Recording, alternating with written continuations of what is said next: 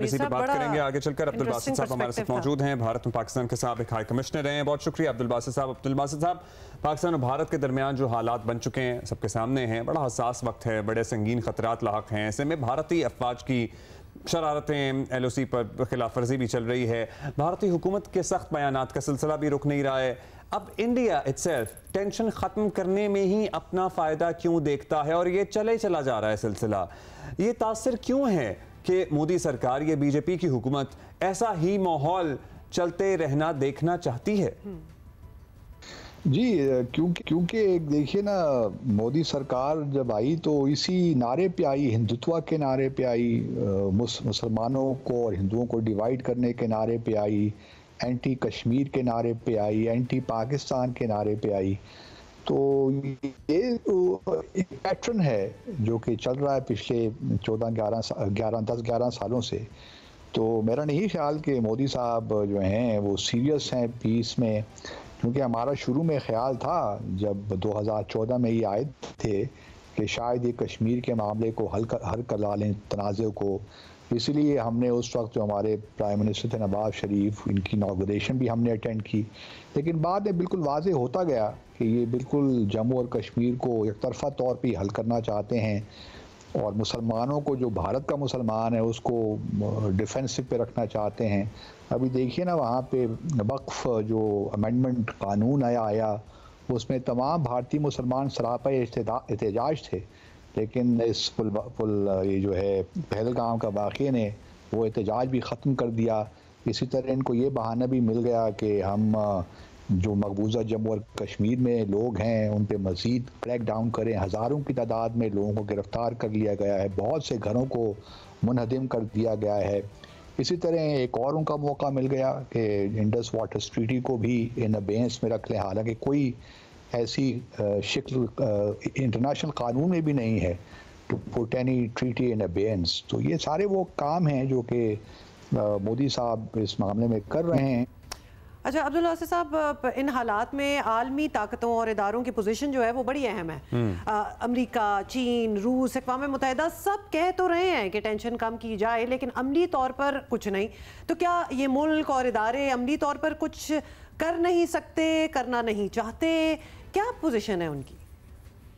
हम president Trump से तवक्को नहीं रख सकते कि वो कि जब पहली दफ़े वो आए थे और 2016 में जो पुलवामा का वाक़या हुआ था और उसके बाद बालाकोट का, तो माइक पॉम्पियो जो उस वक्त सेक्रेटरी थे, उन्होंने एक इम्पॉर्टेंट रोल प्ले किया था।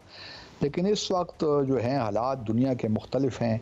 जहाँ तक चाइना का ताल्लुक़ है, उनके अपने ताल्लुक़ात भी भारत के साथ उस नोयत के नहीं हैं। लेकिन जिस तरह आपने बिल्कुल दुरुस्त कहा कि सब लोग यही कह रहे हैं कि एस्केलेट ना हो, रेस्ट्रेंट का मुजाहरा करें।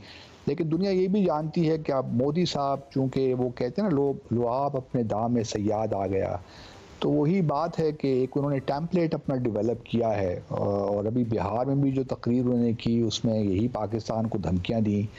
फिर मन की बात जो उनका रेडियो पे खिताब होता है हर माह, उसमें भी यही बातें दोहराई। तो अब वो फंस से गए हैं, उनको भारत कोई ना कोई एक्शन तो लेना ही है। अब वो डिपेंड करता है कितना सीरियस एक्शन होगा, किस स्केल पे होगा, पाकिस्तान में कितना डैमेज होगा, क्या वो ऐसे रिमोट एरियाज़ में होगा, फिर वो क्या फाइटर्स अपने इस्तेमाल करेंगे, मिसाइल्स का इस्तेमाल करेंगे, वॉरशिप्स का इस्तेमाल करेंगे, और फिर पाकिस्तान किस तरह उसको, पहले तो यह किस तरह उसको थ्वार्ट करता है या कितना डैमेज होता है हमें, फिर उसके बाद हमारी रिटेलिएशन क्या होती है। तो अब ये जो है मामला एक, मैं समझता हूँ कि कशीदा रहेगा जब तक कि भारत कोई अस्करी इक़दाम नहीं ले लेता। और क्योंकि वहाँ पे जो एक इस वक्त डोमेस्टिक जो प्रेशर है वो बहुत बढ़ गया है मोदी साहब पे, और ये ज़्यादा देर की बात भी नहीं है, अगले महीने के शुरू में शायद ये हो भी जाए, क्योंकि जो वक्त गुजरता जा रहा है मोदी पे प्रेशर बढ़ रहा है कि कोई एक्शन ज़रूर होना चाहिए। प्रेशर ज़ाहिर है, जैसे गोदी मीडिया कहा जाता है उसके वॉर हिस्टीरिया की वजह से भी बड़ा है, और ये अपने ही प्रेशर के दबाव तले दब गए हैं। लेकिन ये अब्दुल बासित साहब, आपने जो टेम्पलेट वाली बात की है ना, ये वाकई उन्होंने एक टेम्पलेट बना ली है मोदी ने, क्योंकि हर कुछ साल बाद ये इसी टेम्पलेट के तहत एक और कारनामा अंजाम होता मगर है। कमाल लोग हैं कि हर दफा उस पर यकीन करते हैं। नहीं, इसीलिए तो अब दुनिया नहीं उस तरह इन्वेस्ट हो रही, दुनिया नहीं कर रही, लेकिन अपनी उनके यहाँ लोकल कितनी ऑडियंस से मुत्तफिक है वो तो जाहिर है हमारे सामने ही है। अब्दुल्ला साहब, पहलगाम पर इंडिया के पाकिस्तान पर इल्ज़ामात आज की तारीख तक एज बी स्पीक इल्ज़ामात ही हैं। इसका हम तो कह रहे हैं बारहा कोई सबूत दें, हम तफ्तीश में मदद करेंगे, हम आपका साथ देंगे, किसी इंटरनेशनल इदारे से करा लें। भारतीय मीडिया तफ्तीशी इदारों की कार्रवाई देखें तो वो इन वाक़यात में मुसलमान कनेक्शंस तलाश करने की पहले दिन से, पहले घंटे, पहले मिनट से कोशिश कर रहे हैं। ये मुसलमान दुश्मनी ये भी उस टेम्पलेट का हिस्सा है, ये भारत का मुस्तकिल फीचर नहीं बन गई है अब?